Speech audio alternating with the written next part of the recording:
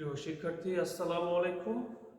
শহীদ নজরুল হক উচ্চ বালিকা বিদ্যালয়ের পক্ষ থেকে আজকের অনলাইন ক্লাসে তোমাদের সকলকে স্বাগতম জানাচ্ছি।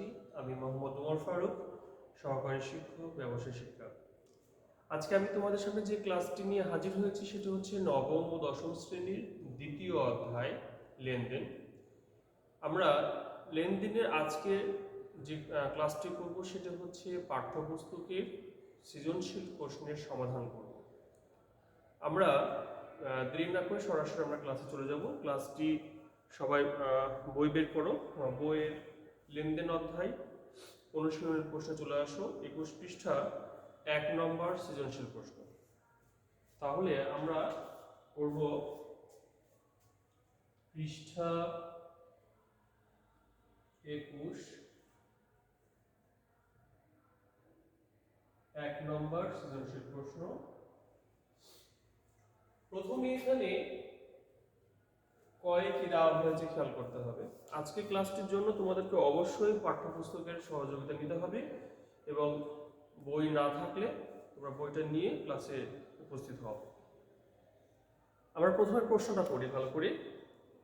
রিফাত এন্টারপ্রাইজ একটা প্রতিষ্ঠানের নাম, একটি ব্যবসা প্রতিষ্ঠান।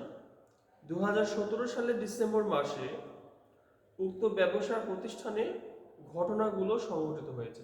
এর নিচে কিছু ঘটনা দেওয়া আছে। 1 তারিখে কি ঘটনা ঘটেছে? 5 লক্ষ টাকা নিয়ে ব্যবসা শুরু করা হলো। 3 তারিখে বলা হয়েছে ব্যাংকে 50,000 টাকা নিয়ে একটি হিসাব খোলা হলো। 5 তারিখে বলা হয়েছে ধারে পণ্য ক্রয় করা হলো 25,000 টাকা।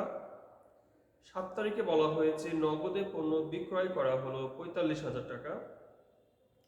10 তারিখে বলা হয়েছে মালিক ব্যাংক হতে ব্যক্তিগত প্রয়োজনে ঋণ গ্রহণ করেছে 40,000 টাকা। এবং ডিসেম্বর 15 তারিখে বলা হয়েছে 45,000 টাকার আসবাবপত্র ক্রয়ের ফরমায়েশ প্রদান করা হয়েছে। এবং ডিসেম্বর 20 তারিখে বলা হয়েছে পাওনাদারকে পরিশোধ করা হয়েছে 15,000 টাকা। অনুচ্ছেদটা ভালো করে আরেকবার দরকার হলে পড়ে নিবা তোমরা বাসায়, দরকার হলে মোবাইলটা পুশ করে নিবা, মোবাইলটা পুশ করে দেখে নিবা। দেখে নেওয়ার পরে আমরা কয়ে চলে আসবো। কয়ে বলা হয়েছে ব্যবসায়িক লেনদেন নয় এমন ঘটনাসমূহ চিহ্নিত করে মোট পরিমাণ নির্ণয় করো।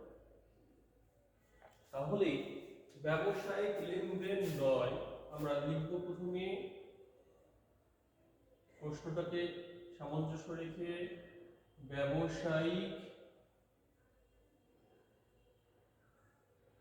লেনদেন নয় এমন ঘটনা সমূহ চিহ্নিত করে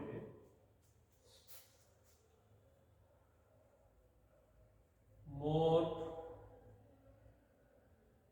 পরিমাণ নির্ণয়। আমরা এখন এর মোট পরিমাণটা নির্ণয় করব। এই অঙ্কটা করার জন্য তোমরা একটা ছক করে নিতে পারো বা ছক ছাড়াও তুমি করতে পারো। 2 মার্কের জন্য ছক না করলে কোনো সমস্যা নেই, সময়ের উপর নির্ভর করবে। তোমার পরীক্ষা হলে সময় যদি তুমি একটু বেশি পাও তুমি একটু ছক করে নিতে পারো। আমি একটু ছক করে নিচ্ছি।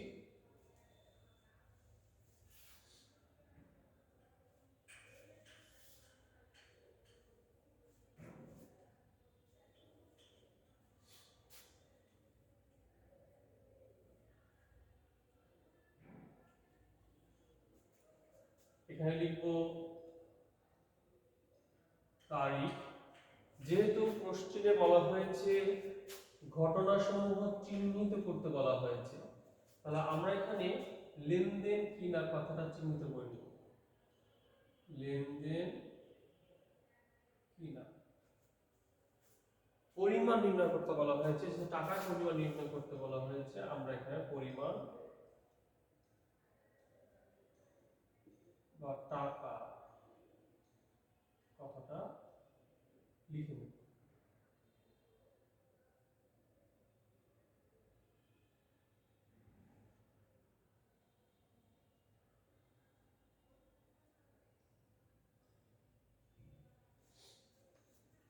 এখানে লিখে নিতে পারি আমরা বিবরণ। তাহলে এখানে তারিখে আমরা লিখব 2017 সাল, ডিসেম্বরটাকে আমরা সংক্ষেপে লিখে নিলাম ডিসে বলে। এখন এই অনুচ্ছেদগুলোর ভিতরে আমি দেখব কোনগুলো ব্যবসায়িক লেনদেন নয় বা ব্যবসাকে লেনদেন হিসাবে গণ্য করছে না, বা যে ঘটনাগুলো ব্যবসার অর্থনৈতিক অবস্থাকে প্রভাবিত করে না সেই সকল ঘটনাই হচ্ছে লেনদেন নয়। তাহলে আমরা 1 তারিখে দেখতে পাচ্ছি ব্যবসা শুরু করা হলো, এটা লেনদেন। 3 তারিখে ব্যাংকে জমা দেওয়া হলো, এটা অবশ্যই আমার হিসাব খোলা হয়েছে, এখানে আমার ব্যবসা অর্থনৈতিক অবস্থাকে প্রভাবিত করেছে, এটা আমার লেনদেন। 5 তারিখে বলা হয়েছে ধারে পণ্য ক্রয় করা হয়েছে 25,000 টাকা, এটাও ডেফিনেটলি আমার লেনদেন। নগদে পণ্য বিক্রয় করা হয়েছে, এটাও আমার লেনদেন। মালিক ব্যাংক হতে ব্যক্তিগত প্রয়োজনে ঋণ গ্রহণ করেছে 40,000 টাকায়। এখন ভাবনার বিষয় হচ্ছে এটা কি আমার লেনদেন কিনা। মালিক ব্যাংকে গিয়েছে, ব্যাংকে যেয়ে তার নিজের ব্যক্তিগত প্রয়োজনে তিনি ঋণ গ্রহণ করেছেন।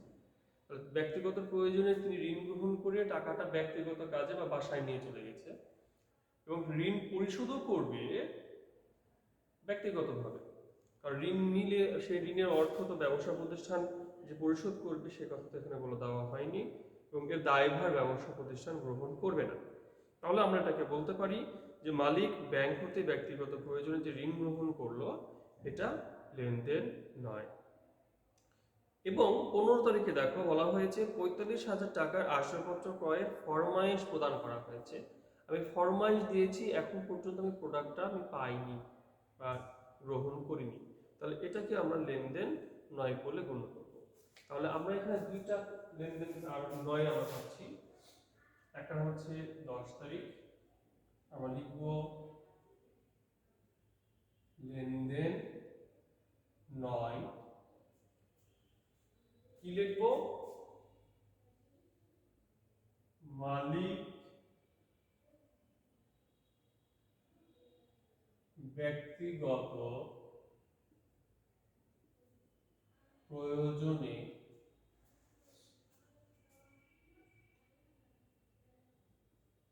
ঋণ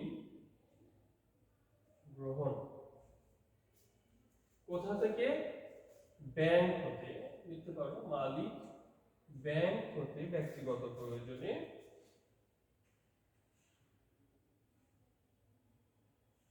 ব্যাংক হতে ব্যক্তিগত প্রয়োজনে ঋণ গ্রহণ করেছেন। কত টাকা? 45,000 টাকা। তাহলে এটাকে আমরা লেনদেন নয় বলে গণ্য করব। নেক্সট আবার আমরা দেখতে পাচ্ছি ডিসেম্বর 15 তারিখে, এটাও আমাদের লেনদেন নয়। কেন লেনদেন নয়? কারণ এটি ব্যবসার অর্থনৈতিক অবস্থাকে প্রভাবিত করেনি। তাহলে আমরা লিখব আসবাবপত্র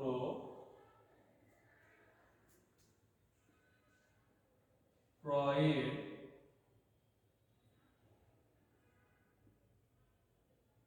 ফরমাইশ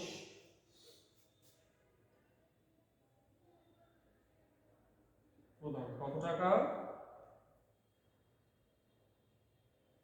স্যার পূর্বেরটা ছিল 40,000 টাকা, এটা হচ্ছে 45,000 টাকা। পূর্বে ছিল 40,000 টাকা, পরেরটা হচ্ছে 45,000 টাকা। এই দুইটি ঘটনা ব্যবসার অর্থনৈতিক অবস্থাকে প্রভাবিত করেনি, সেই তো আমরা এই দুটিকে বলতে পারি এই দুটি লেনদেন নয়।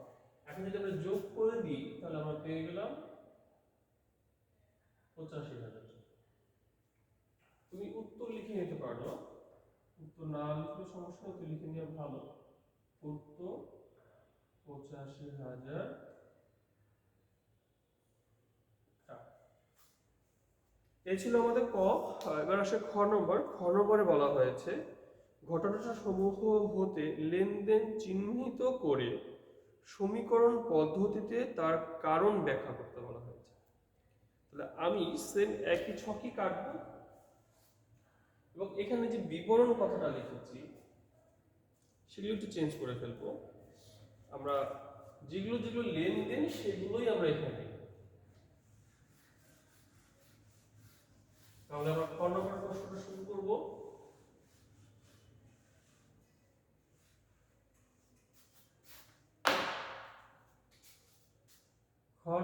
প্রশ্নে বলা হয়েছে যে ঘটনাসমূহ হতে লেনদেন চিহ্নিত করে কি, তাহলে আমরা লিখবো, সংক্ষেপে লিখলাম একটু, লেনদেন চিহ্নিত করে হিসাব সমীকরণ পদ্ধতিতে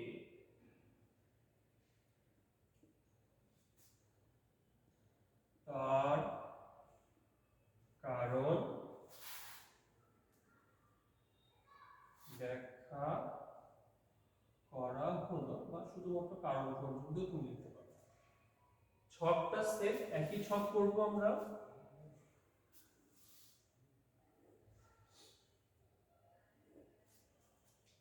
এখানে যদি পরিমাণের কথা বলা হয়নি, টাকার কথা না লিখলেও হবে। আমরা পরিমাণের কথা যেহেতু বলা হয়নি, আমরা টাকার কথাটা লিখব।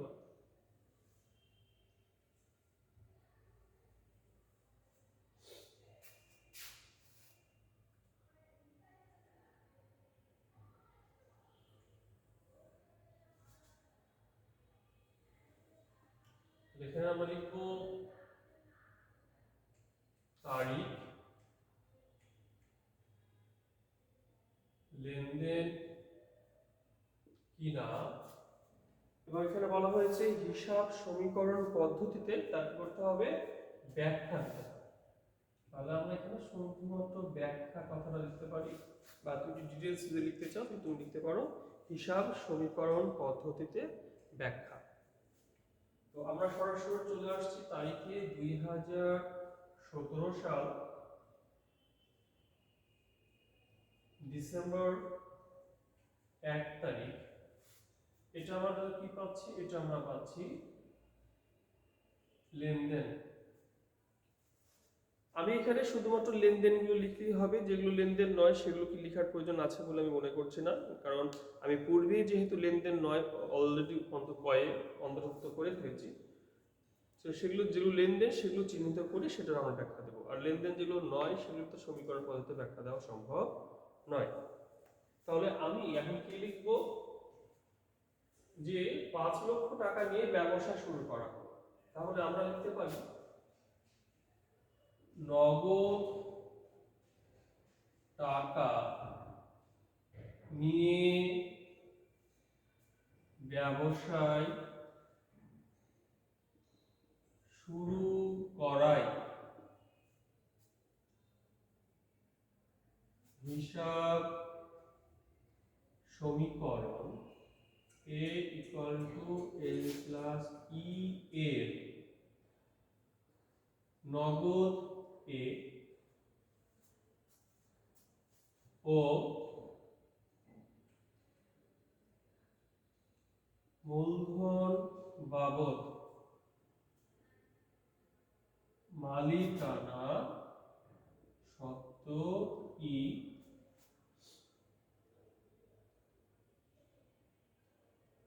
বৃদ্ধি পেয়েছে, অথবা আমরা বলতে পারি পরিবর্তিত হয়েছে, তাই এটি লেনদেন। আমি একটু বিস্তারিত বড় করে লিখে দিলাম, তোমরা ইচ্ছা করলে এটা কিছু ছোট করে লেখার চেষ্টা করতে পারো। আমাদের একটা অংশ হয়ে গেল। এর পরবর্তীতে আমরা দেখছি পরবর্তী লেনদেন কোনটা। পরবর্তী লেনদেন দেখতে পাচ্ছি আমরা ডিসেম্বর 3 তারিখে। এটা আমাদের ব্যাংকে যেটা আমরা হিসাব করেছি, তাহলে এটা আমাদের লেনদেন। এটা আমাদের কি লেনদেন। তাহলে আমি এখন এর ব্যাখ্যাটা কিভাবে দিতে পারি? যে ব্যাংকে 50,000 টাকা নিয়ে একটি হিসাব করেছো, তাহলে ব্যাংকে আমরা এভাবে লিখতে পারি নগদ টাকা দিয়ে ব্যাংকে হিসাব খোলা হয়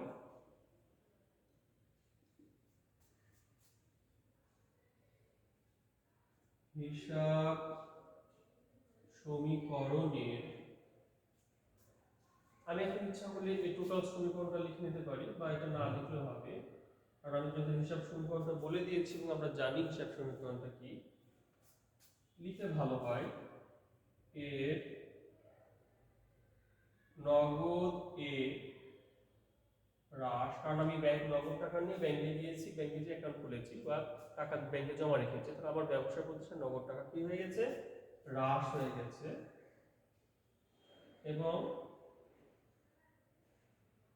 ব্যাংকের এ টাকা, অর্থাৎ ব্যাংকে যে টাকাটা জমা করলাম এই টাকাটা কি হলো, বৃদ্ধি হয়েছে।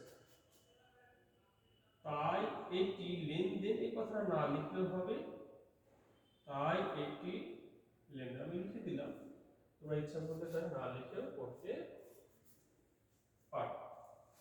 এখানে যে তোমাকে পরিমাণ নির্ণয় করতে বলেনি, সেহেতু আমরা এখন টাকার ঘর আমি কাটলাম না। এরপরে আসো 5 তারিখে কি বলা হয়েছে, এটাও আমাদের লেনদেন। কি লিখবো, ধারে পণ্য ক্রয় করেছে। তাহলে আমি যদি ধারে পণ্য কিনে থাকি তাহলে টাকা আমাকে পরিশোধ করতে হবে, টুডে টুমরো আমাকে টাকাটা পরিশোধ করতে হবে। তাহলে আমার ব্যবসা অর্থনৈতিক অবস্থাকে প্রভাবিত করেছে। তাহলে আমরা লিখতে পারি ধারে পণ্য ক্রয় করা হিসাব সমীকরণে, আমি এবার হিসাব সমীকরণ টোটাল লিখে দিচ্ছি না, তাহলে আমি যখন পণ্য কিনি ধারে, তাহলে দায় সৃষ্টি হচ্ছে, করাই পাওনাদার অর্থাৎ এল বৃদ্ধি, ও ক্রয় করেছে মানে কি ব্যয় করেছে,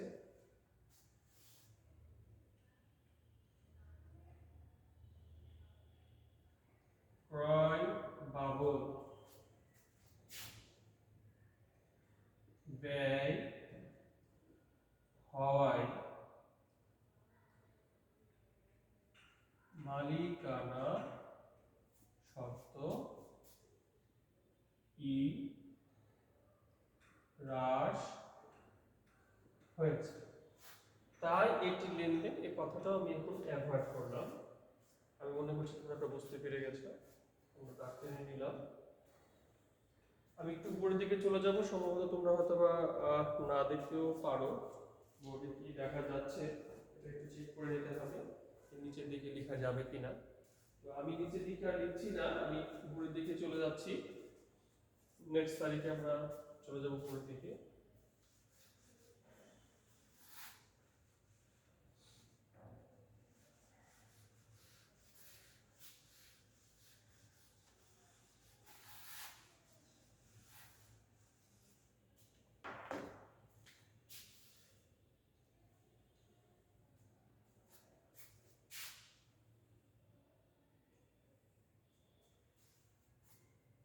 ডিসেম্বর আমাদের 7 তারিখটা লেনদেন। 7 তারিখে কি বলা হয়েছে, নগদে পণ্য বিক্রি করেছ। তাহলে নগদে পণ্য বিক্রয় করায় হিসাব সমীকরণের নগদকে, যদি বিক্রি করে থাকি নগদ টাকা পেয়েছি, তাহলে আমার কি হলো, এ বৃদ্ধি ও বিক্রয় বাবদ আয় হয়েছে, আয় হওয়ায় মালিকানা সত্ত্ব ই বৃদ্ধি পেয়েছে। আয় একটি লেনদেন, কথাটা আমি লিখলাম না এখানে, এবং হিসাব সমীকরণটাকে আমি জাস্ট হিসাব সমীকরণের মধ্যে দিয়ে দিলাম। এখন আমরা দেখেছি 10 তারিখ এবং 15 তারিখ লেনদেন নয়। এবার চলে আসো 20 তারিখে। 20 তারিখের এটা আমাদের লেনদেন।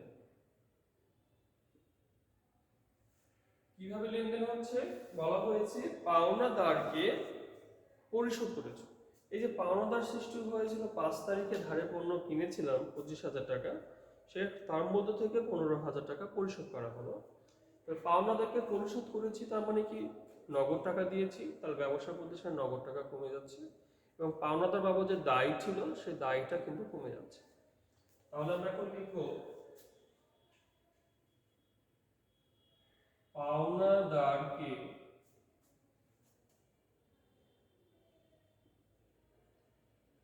পরিশোধ করায়, তুমি ইচ্ছা করলে লিখতে পারো নগদ পরিশোধ করায়, আপনার লেখা যেতে পারে বোঝা সুবিধার জন্য, করায়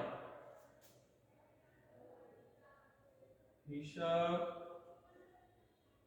সমীকরণের নগদ এ হ্রাস ও পাওনাদার এল, পাওনাদার এল কি হয়েছে এখানে, পাওনাদার এল কি হয়েছে, পাওনাদার এলটা এখানে হ্রাস পেয়েছে, তাই এটি লেনদেন, এই কথাটা আমরা লিখে দিতে পারি। আমাদের মোটামুটি আর কোনো লেনদেন নেই, আমাদের এখানে খ নম্বর প্রশ্নটা শেষ হয়ে গেল। আমরা এখানে ক্লোজিং করে দেবো। তোমার ছকগুলো পেন্সিল ব্যবহার করে কাটলে এটি পরবর্তীতে একটু মুছে ফেলবা, যতটুকু প্রয়োজন হলো ততটুকু নিয়ে মুছে ফেলতে পারবে। এবার চলে আসবো আমরা গ নম্বর প্রশ্নে। গ নম্বর প্রশ্নে কি বলা হয়েছে, হিসাব সমীকরণের উপরে লেনদেনের প্রভাব দেখাও। অর্থাৎ এটা আমরা বিবরণী ছক করব, বা যেটাকে আমরা বলি টেবুলার ছক বা টেবুলার শিট, সেটা।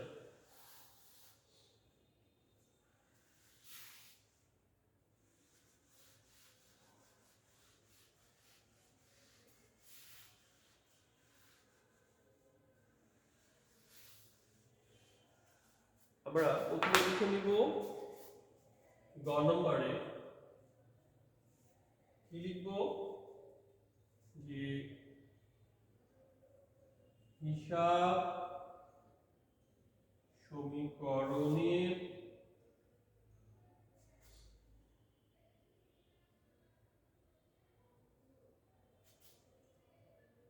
উপর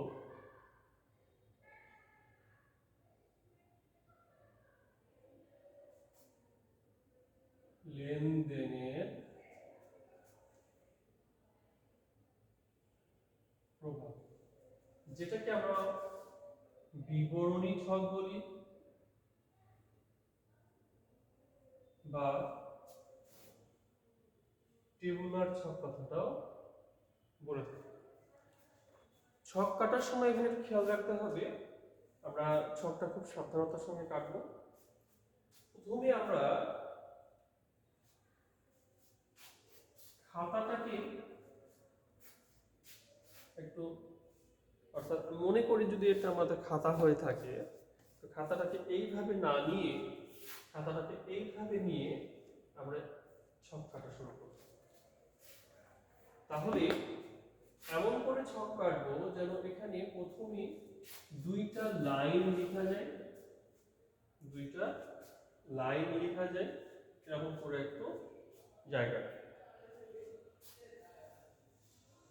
আমরা এই পাশ থেকে দাগ টেনে নিচ্ছি, এ পাশে যেহেতু আমাদের মার্জিনে একটা দাগ আছে, তাহলে এ পাশে দাগ না টানলেও হবে, কোনো সমস্যা নেই। আমরা এ পাশে দাগ টেনে নিলাম, এ পাশে একটা উদ্বৃত্তের জন্য দাগ টেনে নিব, আর এ পাশে এসে আমরা মন্তব্য লেখার জন্য একটা দাগ টেনে নেব। এবং আমার ফিল হচ্ছে এটা, আমি হিসাব সমীকরণটা কি আমাদের জানা আছে, যে হিসাব সমীকরণটা হচ্ছে a = l + e, এবং আমরা এটাও দেখেছি যে এটাকে যদি বর্ধিত করে প্রকাশ করি তাহলে আমরা কি দেখতে পাই, যে a = l + e টাকে একটু বর্ধিত করলে পাই c + r - ex - d। তো আমি সমীকরণের মাধ্যমে ইকুয়াল করব, অর্থাৎ সমান সমান করব। এই অংশটাকে আমি যদি ধরি a, তাহলে এই অংশটাকে করতে হবে l প্লাস ই। আমি এই সমীকরণটাকে জাস্ট আইডিয়া করে বুঝে নিচ্ছি যে এই অংশটুকুতে আমরা করব কি সম্পদ, আর এই পাশে অংশটুকুতে করব l প্লাস ই। আমরা প্লাসের জন্য এখানে একটা দাগ দিয়ে দিলাম। l আমাদের একাধিক হতে পারে, আমি ধরে নিলাম আমার কাছে এখানে l অর্থাৎ দায় দুইটি হলো, কোনো কোনো ক্ষেত্রে তার বেশি হতে পারে, তিনটি চারটি, যতগুলো হবে ততগুলো আমি দাগ কাটবো। একইভাবে আমার কোশ্চেনে কতগুলো সম্পদ আছে সেগুলো আমি পূর্বে থেকে গণে নিতে পারি যে এতগুলো সম্পদ আছে, গণে নিয়ে আমি কয়টা ঘর কাটবো অর্থাৎ কয়টাগুলো সম্পদের দাগ কাটবো সেটা আমি টেনে নিলাম। আমি ধরে নিলাম 4টা সম্পদের দিকে ঘর আসতে পারে। তাহলে আমি পরীক্ষা শুরু করি। এখানে আমরা লিখলাম তারিখ, এ মানে কি এখানে সম্পদ, এই মানে আমরা এখন লিখলাম কি এখানে দায়, মালিকানা শব্দটা আমি যেহেতু সব যত 4টা জিনিসই সি আর ই এক্স আর ডি অর্থাৎ মূলধন, আয়, ব্যয় এবং উত্তোলন 4টি একই ঘরে লিখবো, এই জন্য আমরা এটাকে পৃথক ঘর কাটছি। মালিকানা এবং এখানে আমরা মন্তব্য লেখার মতো একটা ঘর কেটে দেব। আমরা একটা প্রশ্ন শুরু করে দিই। প্রশ্নে আমাদের ফার্স্ট দেখো দেওয়া আছে 1 তারিখ 2017 সাল ডিসেম্বর 1 তারিখ বলা হয়েছে 5 লক্ষ টাকা নিয়ে ব্যবসা শুরু করা হবে। তাহলে 5 লক্ষ টাকা নিয়ে ব্যবসা শুরু যদি করি তাহলে আমার নগদ সম্পদ বা নগদ টাকা আমার 5 লক্ষ টাকা ব্যবসা প্রতিষ্ঠান পাবে, অর্থাৎ ব্যবসা প্রতিষ্ঠানে 5 লক্ষ টাকা নগদ বৃদ্ধি পাবে। পাশাপাশি এই 5 লক্ষ টাকা কি, এই 5 লক্ষ টাকা হচ্ছে মালিকের অর্থাৎ মালিকানা সম্পদ। 1 তারিখে লেখা কমপ্লিট হয়ে গেল। 1 তারিখে লেখাটা কমপ্লিট হয়ে যাওয়ার পরে এটাকে আমরা যোগ করে দেব। যোগটাকে আমরা বলছি উদ্বৃত্ত। 5 লক্ষ টাকা এর পাশে সমান সমান হয়ে গেল, এর পাশে প্লাস আমি দিয়ে দিলাম, এখানে 5 লক্ষ টাকা। এখানে আমি লিখে নিলাম গন্তব্য হিসাবে মূলধন আনয়ন, কারণ এখানে মূলধন নিয়ে আসা হলো। এবার 1 তারিখের পরে চলে আসি 3 তারিখ। 3 তারিখে কি করা হয়েছে? 3 তারিখে করা হয়েছে ব্যাংকে 50,000 টাকা দিয়ে একটি হিসাব খুলেছো। তাহলে ব্যাংকে যখন আমরা হিসাব খুলি তাহলে অফিস থেকে নগদ টাকা আমি 50,000 টাকা নিয়ে গেছি, তাহলে নগদ টাকা আমার 50,000 টাকা কমে যাবে এবং এই টাকাটা ব্যাংকে জমা করেছি, তো ব্যাংক আমার সম্পদ।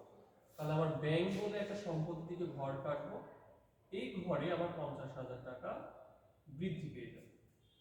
এবার আমরা এই তারিখের যোগফলটা করে দেব উদ্বৃত্ত। তাহলে আমার নগদ 50,000 টাকা কমে যাচ্ছে, আমি একটা মাইনাস করব। তো ব্র্যাকেট মানে হচ্ছে কমার্সের ভাষায় হচ্ছে মাইনাস, তো ব্র্যাকেট করে দিলাম মানে কি মাইনাস হয়ে যাচ্ছে। তাহলে 5 লক্ষ থেকে 50,000 যদি আমি বিয়োগ করে দিই তাহলে আমরা পাচ্ছি 4,50,000 টাকা।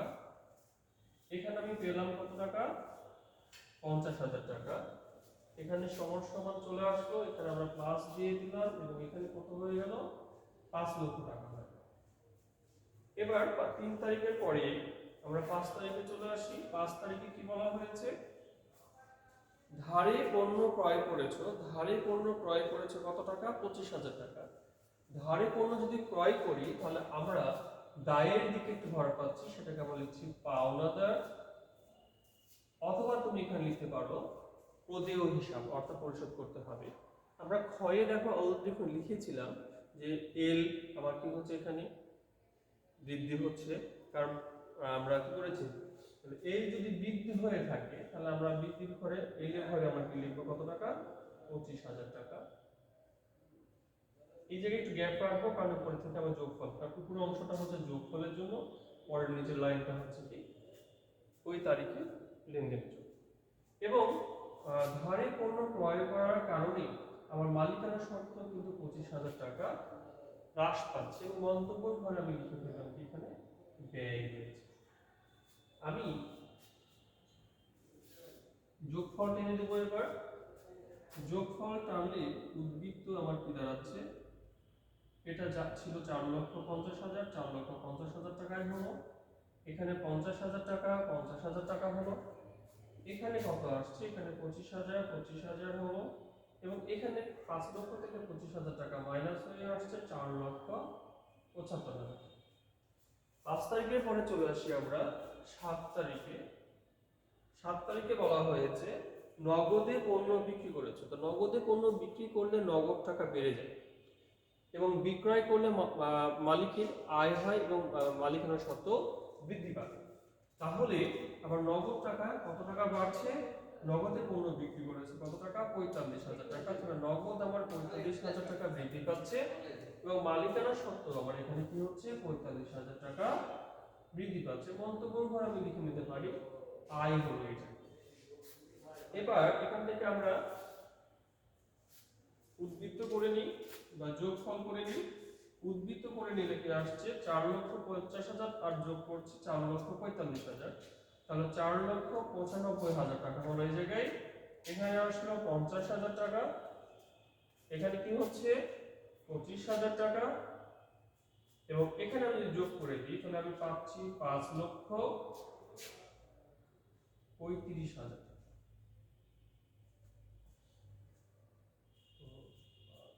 না, 5,25,000, সরি 5,25,000।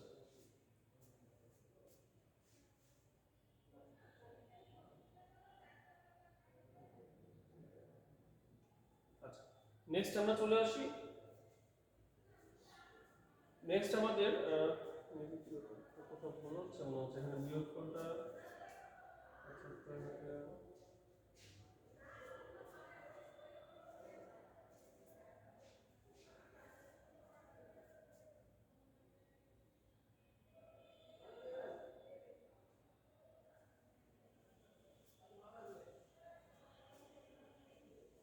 বিয়োগফলটা ভুল হচ্ছিল, এখানে 20,000 হচ্ছে।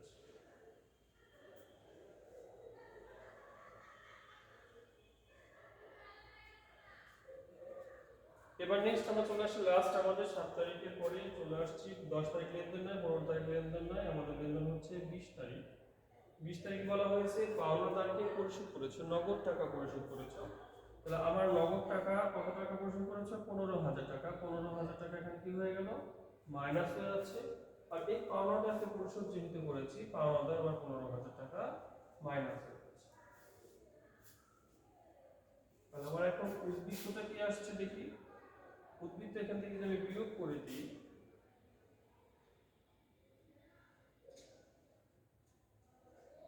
$4,80,000 টাকা। এখানে পেলাম আমরা 50,000 টাকা। এখানে আমরা পাচ্ছি কত টাকা, মাইনাস যেহেতু হয়ে যাচ্ছে থাকলো, আর পাওনাদার থাকলো আমার কাছ থেকে টাকা পাবে 10,000 টাকা। এখানে পেলাম 5,20,000 টাকা। আমার পোস্টিং কমপ্লিট হয়ে গেছে। এখন আমরা উত্তরের দিকে যাব। উত্তরের দিকে যেতে গেলে আমাকে জাস্ট খেয়াল করতে হবে যে ডেবিট দিকে কত হয়েছে এবং ক্রেডিট দিকে কত হয়েছে। আমরা পেন্সিল ব্যবহার করব, পেন্সিল ব্যবহার করার কারণে এগুলো ইজিলি মুছে ফেলতে পারবো। আবার যতটুকু প্রয়োজন হবে ততটুকু আমরা ব্যবহার করবো এই জায়গায়, বাদ বাকিগুলো আমরা এখন কি করে দেবো, মুছে দেবো।